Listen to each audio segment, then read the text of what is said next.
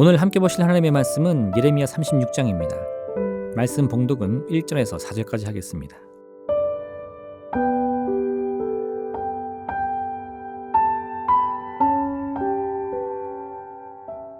유다의 요시야 왕의 아들 여호야김 제4년에 여호와께로부터 예레미야에게 말씀이 임하니라. 이르시되 너는 두루마리 책을 가져다가 내가 내게 말하던 날 곧 요시야의 날부터 오늘까지 이스라엘과 유다와 모든 나라에 대하여 내가 내게 일러준 모든 말을 거기에 기록하라. 유다 가문이 내가 그들에게 내리려 한 모든 재난을 듣고 각기 악한 길에서 돌이키리니 그리하면 내가 그 악과 죄를 용서하리라 하시니라. 이에 예레미야가 네리야의 아들 바룩을 부르매 바룩이 예레미야가 불러주는 대로 여호와께서 그에게 이르신 모든 말씀을 두루마리 책에 기록하니라. 아멘.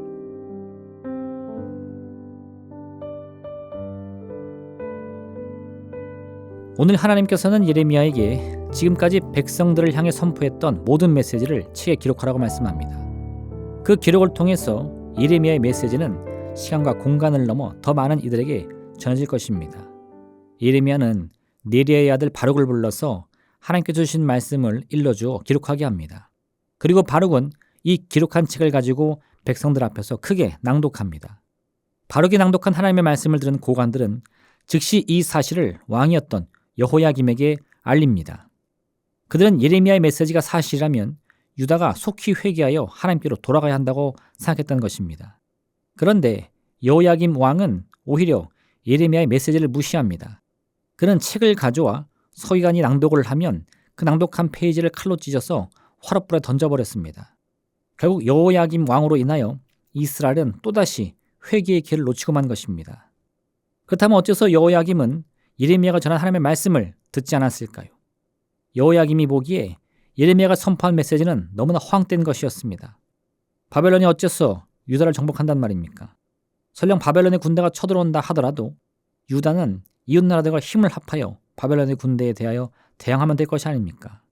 더군다나 왕이 있던 곳은 하나님의 성전이 있는 예루살렘이었습니다.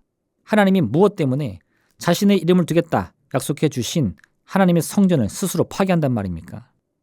이런 이유로 여호야김은 예레미야의 메시지에 귀를 기울이지 않습니다. 왕의 고관들이 아무리 설득을 하려고 해도 왕의 마음은 요지부동이었습니다. 결국 예루살렘은 하나님께 주신 말씀 그대로 바벨론의 군대에 의해 완전히 파괴되고 말았습니다. 어째서 여호야김 왕은 예레미야의 메시지를 신뢰하지 못했을까요? 왕의 눈으로 보기에 하나님께서 예루살렘을 심판하실 것이라는 어떠한 분명한 증거도 보이지 않았기 때문입니다. 여러분, 우리 기독교는 기본적으로 보는 것을 믿는 시각적인 종교입니까? 아니면 귀로 듣고 믿는 청각적인 종교입니까? 이 둘의 감각을 완전히 구분할 수는 없다 하더라도 우리 기독교는 시각적이라기보다는 듣는 것에 집중하는 청각적인 종교라 말할 수 있습니다. 하나님은 모세를 통해 율법을 주시면서 이미 처음부터 하나님에 관한 어떠한 형상도 만들지 말라 명령하십니다. 기독교는 하나님에 관한 어떠한 시각적 장치도 없습니다. 하나님은 우리 눈으로 보고 믿는 분이 아니라 하나님께서 주시는 약속의 말씀을 믿고 의지해야 하는 분이기 때문입니다. 그래서 우리에게 가장 중요한 것은 신의 형상이 아닙니다. 하나님의 말씀만이 우리가 따라야 할 유일한 신앙의 기초인 것입니다. 여호야김 왕이 이러한 하나님을 향한 믿음의 특징을 잘 이해했다면 예레미야가 자신의 메시지를 책으로 기록한 이유가 무엇인지를 이해할 수 있었을 것입니다. 하지만 여호야김 왕은 하나님의 말씀을 따르기보다는 자신의 눈으로 보고 귀로 듣고 있는 당시 유다 나라와 그 주변의 정세에 훨씬 더 민감하게 반응했습니다. 이런 여호야김의 노력은 오히려 온 유다 나라를 더욱 깊은 절망과 멸망으로 인도하는 어리석은 선택이 되고 말았습니다. 이처럼 우리 그리스도인들은 눈으로 직접 보고 확인한 후에 믿음을 갖는 것이 아니라 눈으로 볼 수 없는 하나님을 오로지 우리에게 주어진 약속의 말씀만으로 믿음과 신뢰를 가져야 하는 것입니다. 물론 이는 분명 쉬운 길이 아닙니다. 기드온은 하나님의 사사로 부름을 받았을 때 자신의 눈으로 확인할 수 있는 증거를 보여달라 간구한 적이 있습니다. 또한 모세 역시도 하나님께서 불타는 떨기나무를 통해서 그를 부르셨을 때 앞으로 자신에게 일어날 일들을 확신하지 못하고 두려워하며 다른 사람을 보내라고 간청하기도 했습니다. 이처럼 아무런 증거도 보지 못한 상황에서 하나님이 주시는 말씀만을 의지한다는 것은 결코 쉬운 일은 아닙니다. 하지만 그 길이 어렵다고 해서 불확실하다는 의미가 아닌 것을 절대 잊어서는 안 됩니다. 우리 자신이 증거를 확인할 수 없다고 해서 하나님의 약속의 신뢰성이 떨어지는 것은 결코 아니기 때문입니다. 오히려 하나님께서 하나님과 관련하여 모든 눈에 보이는 형상은 금지하시면서도 오늘 예레미야에게 말씀을 주신 것과 같이 하나님께서 주신 말씀을 책에 기록하여 사람들에게 널리 알리도록 하신 이유는 그러한 말씀의 선포만으로도 하나님을 믿고 신뢰할 수 있는 충분한 증거가 되기 때문입니다. 믿음이란 눈에 보이는 증거를 기반으로 하지 않습니다.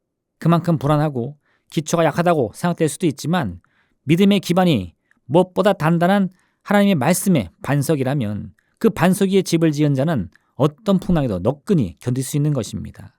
그래서 하나님은 우리 믿음의 기반이 개인의 성향이나 어떤 상상의 대상이 아니라 오직 하나님의 말씀이어야 함을 강조하고 있는 것입니다.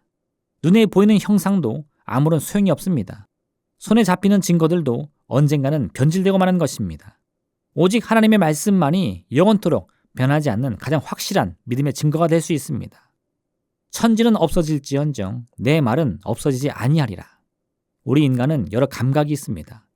다양한 감각 중에서도 자신에게 익숙한 감각에 더 집중하는 것은 일반적입니다.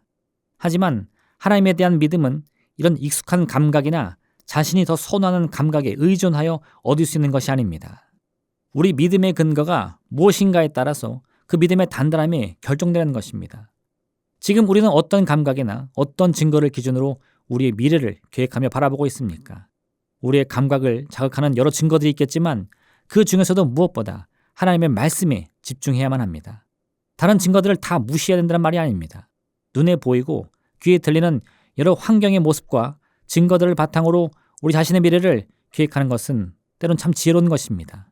하지만 이러한 증거들로도 우리의 미래의 그림을 완성할 수 없다면 우리는 가장 중요한 하나님의 말씀의 기반을 놓치고 있는 것은 아닌지 되돌아봐야 할 것입니다.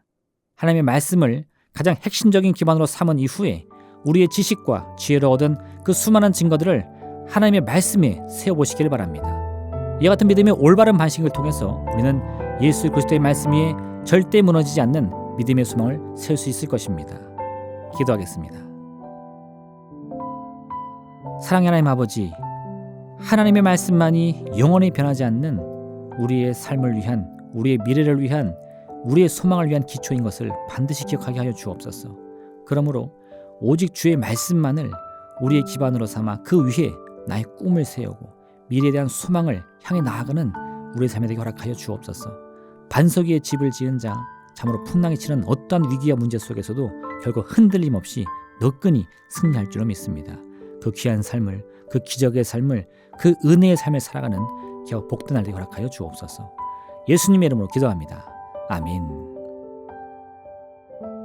하늘에 계신 우리 아버지, 아버지의 이름을 거룩하게 하시며 아버지의 나라가 오게 하시며 아버지의 뜻이 하늘에서와 같이 땅에서도 이루어지게 하소서. 오늘 우리에게 일용할 양식을 주시고 우리가 우리에게 잘못한 사람을 용서하여 준 것 같이 우리 죄를 용서하여 주시고 우리를 시험에 빠지지 않게 하시고 악에서 구하소서. 나라와 권능과 영광이 영원히 아버지의 것입니다. 아멘.